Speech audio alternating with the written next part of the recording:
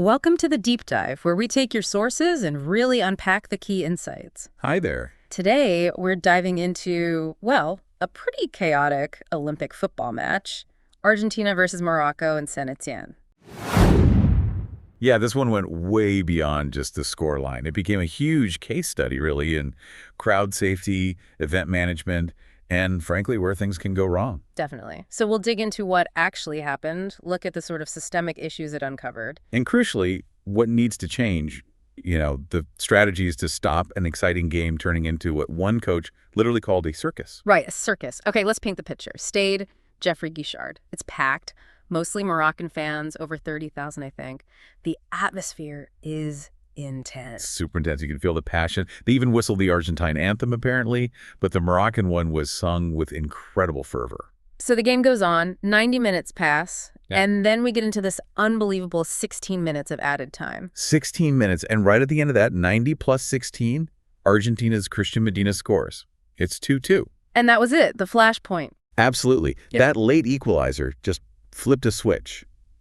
What should have been maybe disappointment or continued tension just became anger. So what happened then? Well, immediately, bottles, cups started raining down onto the pitch, and then a firecracker exploded, apparently really close to the Argentine bench. Wow, okay, that's serious. Extremely. The referee, quite rightly, sent both teams straight to the changing rooms for safety. But then things escalated further. The pitch invasion. Exactly.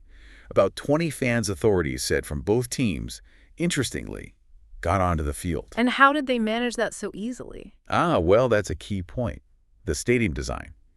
Geoffrey Guichard is kind of known for not having proper barriers between the stands and the pitch. Yeah. So access was, relatively speaking, pretty easy. A known issue contributing to chaos. That sounds like a major oversight. It certainly looks that way in hindsight. And this whole thing led to this massive delay. The match was stopped for 1 hour and 50 minutes. An hour and 50. What were the teams doing? Waiting. Argentina's coach, Mascherano, he put it quite starkly, said he'd never experienced anything like it as a player or coach.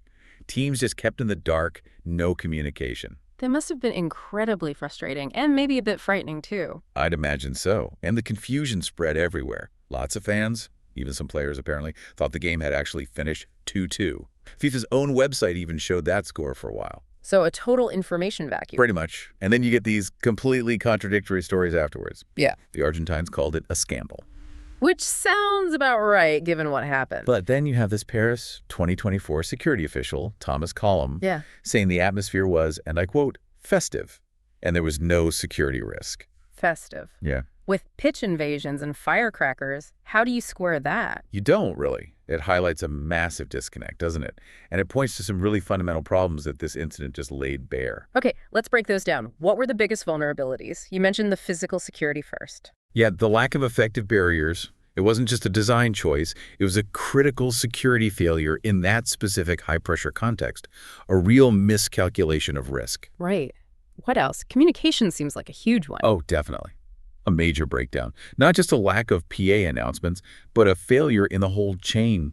Organizers, police, stadium staff. No clear plan for a long stoppage, especially with things like VAR reviews adding complexity these days. And VAR did play a part in the added time, didn't it? It did, contributing to that lengthy stoppage time, which probably didn't help the mood either. Okay, and the third thing, enforcement. Yes, this is pretty staggering. Despite the pitch invasion, the objects thrown, the prosecutor reported 0 arrests. 0 after all that. 0 arrests reported immediately after. It sends a terrible message, right? Like there are no immediate consequences for that kind of behavior. It really undermines any attempt at deterrence. So physical gaps, communication chaos, and no immediate accountability. That's quite the list. It is. But knowing what went wrong is only half the battle. The sources really point towards needing a comprehensive fix. So what does that look like?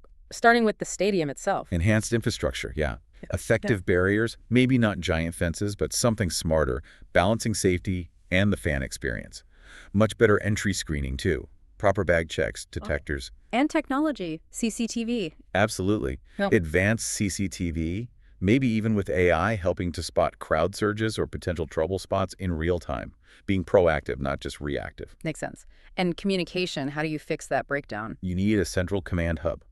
Everyone in one place, police, organizers, medical, stadium ops, reliable radios, Clear protocols for announcements, keeping fans informed. Yeah, so people aren't just left guessing in the dark like the players were. Exactly. And maybe even engaging with official fan groups beforehand, building some cooperation for safety. Okay, infrastructure, communication. What about the enforcement side? Making sure rules actually stick. That needs teeth. Governing bodies like FIFA, UEFA need stricter, clearer penalties for clubs when this happens. Big fines, maybe playing games behind closed doors. Hitting them where it hurts. And for the individuals involved, actual consequences, prosecution, stadium bans. It needs to be clear that invading the pitch or throwing things isn't acceptable.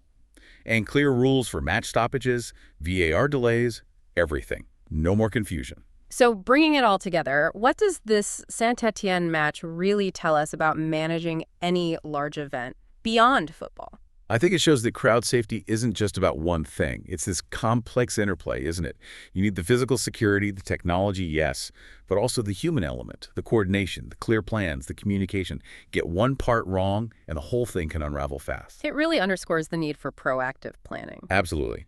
Which leaves us with a big question maybe for you listening too.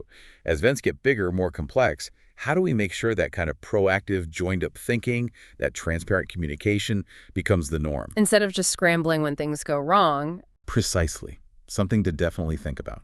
Indeed. That's all the time we have for this deep dive. Thanks for tuning in.